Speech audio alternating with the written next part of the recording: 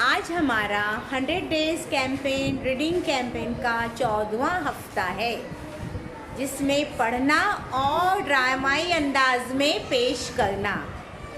यहाँ हमारे बच्चे खड़े हैं ड्रामा पेश करने के लिए और आप तमाम जो है इसे देखेंगे।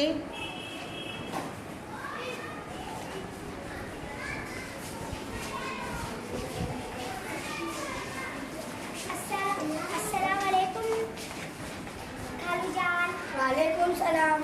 आप कहाँ से आए हैं? मैं नागपुर से आया हूँ। अलीना, उमैया, समर, जलाल, इधर आओ।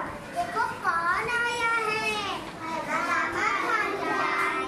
बच्चों, मैं तुम्हारे लिए फल लाया हूँ। स्ट्रॉबेरी, आम, अनानास, सेब, अनार, संतरा और जूते, मोजे लाया हूँ।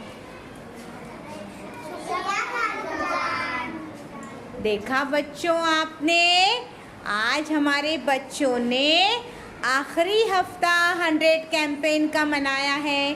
देख रहे हैं आप तमाम, ठीक है, किस तरह से हमने इसको ड्रामे में पेश किया। कैसा लगा आप तमाम को?